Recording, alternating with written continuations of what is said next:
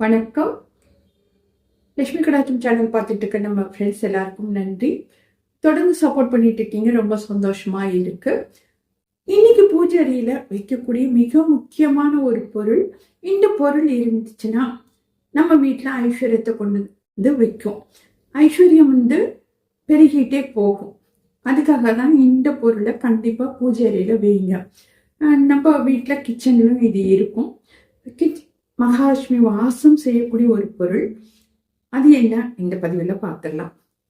அது நமக்கு எல்லாம் பழக்கப்பட்ட ஒரு பொருள் தான் இந்த அஞ்சரப்பட்டி.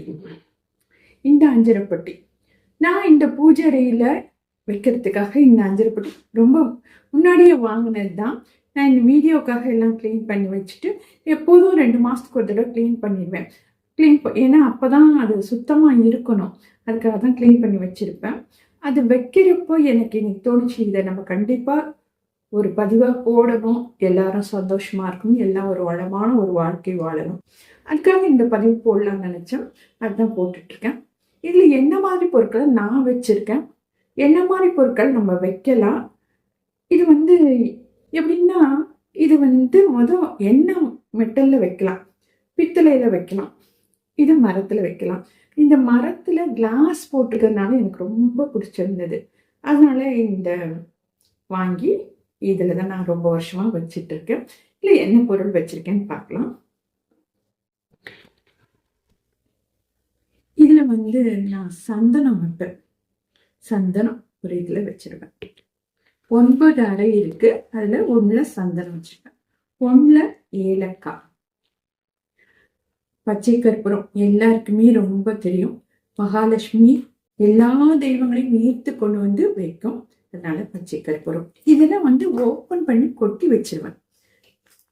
அதுக்கப்புறம் விரலி மஞ்சள். விரலி மஞ்சள் ரொம்ப பூஜை அறையில மிக முக்கியமா நம்ம ஐஸ்வர்யத்தை கொண்டு வந்து சேர்க்கறதுக்காக வைக்க வேண்டிய ஒரு பொருள். இல்ல 7 விரலி மஞ்சள் வச்சா ரொம்பவே விசேஷம். அதே போல கிராம்பு பூஜைக்கு பயன்படுத்துவோம். நிறைய இடத்துல இந்த கிராம்பு வச்சுப்போம். இதெல்லாம் வாசனை மிக்க பொருட்கள். அதனால இந்த கிராம்பையும் வச்சிடலாம். அதுக்கப்புறம் வெண்கடுகு. வெண்கடுகு இறைவனுக்கு பயன்படுத்தக்கூடிய ஒரு மிகச்சிறந்த ஒரு பொருள் வெண்கடுகு. அதே போல இந்த நாமம் கட்டி போடுறது, இல்ல பெருமாள் கும்பிடுறவங்க அவங்களுக்கெல்லாம் இது செந்தூரம் வைக்குவாங்க இல்லைங்களா, அந்த இதுக்காக வச்சிருக்கேன். இந்த நாமம் இது வச்சிருக்கேன். அது போல அரகஜா வச்சிருக்கேன், ஜவ்வாது பவுடர், ஜவ்வாது பேஸ்ட். இது மட்டும்தான் ஓப்பன் பண்ணி வைக்க மாட்டேன், மற்றதெல்லாம் ஓப்பன் பண்ணி கொட்டி வச்சிருவேன். அதுக்கப்புறம் இந்த பட்டையை நான் பிரிச்சுட்டேன். பட்டையும் ஒரு இதுல வச்சிருவேன். இந்த மாதிரி 9 பொருட்கள் வச்சிருக்கேன். எல்லாம் வச்சுட்டு இந்த சந்தனத்தோட வைக்கிறப்ப நான் என்ன வைப்பேன்னா, வழக்கமா ஒரு பிடிச்சபடி காசு எடுத்து வச்சிருவேன். அதோட காயின்ஸ் ஏதாவது வச்சு வச்சிடலாம். இந்த அஞ்சரைப்பட்டியில இந்த மாதிரி மங்களகரமான பொருட்களை பூஜை அறையில வச்சிங்கன்னா, பூஜை அறைக்கு எப்படி இந்த மாதிரி திங்ஸ் எல்லாம் தேவை, அதை டப்பாவா வச்சிருப்போம். ஆனா இந்த மாதிரி ஒரு அஞ்சரைப்பட்டியில வைக்கிறப்போ ரொம்பவே விசேஷம். ஏன்னா மகாலட்சுமிக்கு பிடிச்ச 108 பொருட்கள்ல தங்கி இருக்க பொருட்கள்ல இந்த அஞ்சரைப்பட்டியும் ஒண்ணு. இதுல தேவைப்பட்ட இந்த 9 பொருள் தான் வைக்கலாமா அப்படின்னு ஒரு கேள்வி வச்சுன்னா, உப்பு கூட வைக்கலாம். உப்பு நான் வைக்கல, ஏன்னா சாமி அறையில ஏற்கனவே நான் உப்பு வச்சிருக்கேன், ஒரு இதுல வச்சிருக்கேன். அதனால உப்பு வைக்கல. மகாலட்சுமி கிட்ட வச்சிருக்கேன், அன்னபூர்ணி கிட்ட எல்லாம் வச்சிருக்கேன். அதனால இதுல உப்பு வைக்கல.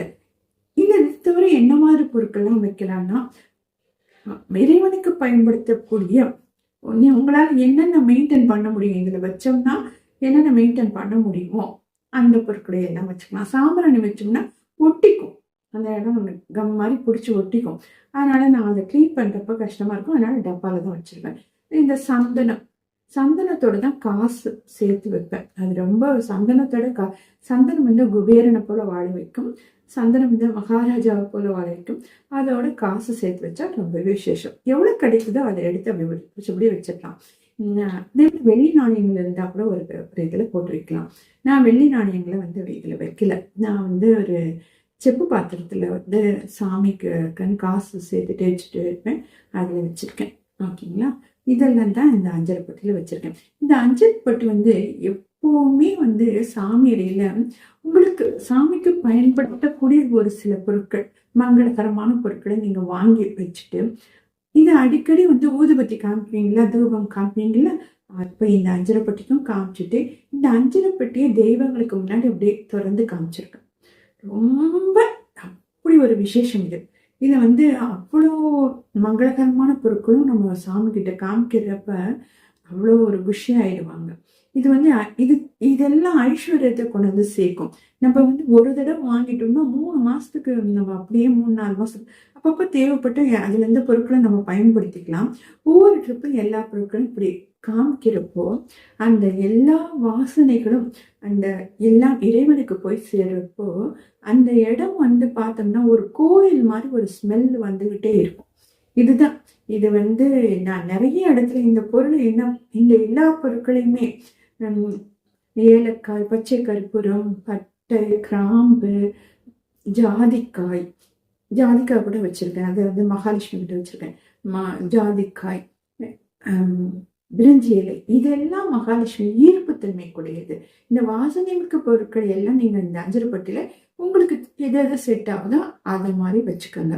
இந்த மாதிரி வச்சு பாருங்க, கண்டிப்பா வந்து நீங்க வந்து அடுத்தடுத்த ஸ்டேஜ் ஈஸியா போயிட்டே இருப்பீங்க. உங்களுக்கே தெரியாது இதுதான் வச்சதுனாலதான் நான் ஏதாவது ஒரு பூஜை அறையில மங்களகரமா இருக்கவே நம்ம கிட்ட வந்து பணம் தானாவே வரும். இதுக்கு பெரிய வந்து மந்திரம் செய்யணும், அது செய்யணும், இது செய்யணும், அதெல்லாம் ஒண்ணும் கிடையாது. பூஜை அறை வந்து மங்களகரமா வைக்க பழகிட்டீங்கன்னாவே நீங்க சந்தோஷமா இருக்க போறீங்க உறுதி. எப்போ உங்களுக்கு தெரிஞ்ச முறையில என்ன செஞ்சா நல்ல மங்களகரமா இருக்கு அப்படி பாத்துக்கோங்க. பூஜை அறையில வேண்டாத பொருட்களை வைக்காதீங்க. வேண்டாத பொருட்களை வைக்கவே கூடாது. நல்ல மங்களகரமான பொருட்களை நல்லா சுத்தமா நல்லா அதை கிளீனா வச்சு பராமரிச்சு பாருங்க. ரொம்ப சந்தோஷமா இருக்கலாம். கண்டிப்பா வந்து இந்த பதிவு உங்களுக்கு பிடிச்சிருந்துச்சுன்னா உங்க ஃப்ரெண்ட்ஸ்க்கு ஷேர் பண்ணிடுங்க. இந்த மாதிரி ஒரு கண்ணாடி ஃப்ரேம் கிடைச்சிச்சுன்னா ரொம்பவே விசேஷம். ஏன்னா இந்த கண்ணாடி வந்து அப்படியே வந்து பிரதிபலிக்கிற தன்மை இருக்கிறதுனால அது எனி டைம் வந்து பூஜை அறையில் இருக்கிறப்ப ஒரு மங்களகரமான ஒரு விஷயத்த நம்ம ரூம் முழுதும் பரப்பிட்டே இருக்கும். அதனால இதை வந்து மிகவும் கண்ணாடியில இருந்தா ரொம்ப விசேஷம்.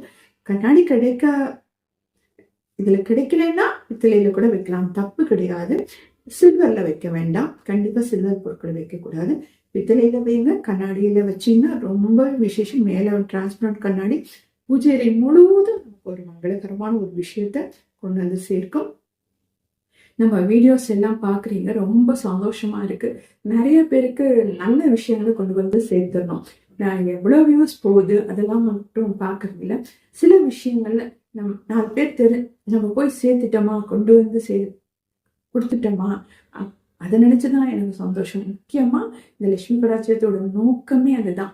இது நீங்க என்னோட வீடியோஸ் பார்த்தீங்கன்னா என்னை வந்து ரொம்ப சொற்பொழிவாளர் மாதிரி என்னாலலாம் சொல்ல முடியாது. எனக்கு தெரிஞ்ச ஒரு மொழியில நான் கொடுத்துட்டே இருக்கேன். கண்டிப்பா நான் நல்ல விஷயங்களை கொண்டாந்து சேர்க்கணும். எனக்கு தெரிஞ்ச மாதிரி நான் அடிக்கடி சொல்லிட்டே இருப்பேன். எல்லா விஷயங்களும் எல்லாருக்கும் போய் சேரணும். அந்த நோக்கத்தோட தான் இந்த எல்லா பதிவுமே நான் கொடுத்துட்டு இருக்கேன். எல்லாம் தெரியாத விஷயங்கள் நிறைய இருக்கு. நிறைய மக்கள் வந்து நம்ம பார்க்குறோம், நம்ம சுத்தியில இருக்கவங்க ரொம்ப பேர் கஷ்டப்பட்டுட்டே இருக்காங்க. இது மாதிரி இருக்கக்கூடாது. ஓரளவுக்கு எல்லாருமே நல்ல ஒரு சந்தோஷம், ஒரு வளமான ஒரு வாழ்க்கை வந்தா அதுதான் எனக்கு கிடைச்ச வெற்றி. கண்டிப்பா இது நடக்கும். கொஞ்ச நாள்ல எல்லாம் நடக்க ஆரம்பிச்சிடும். நன்றி.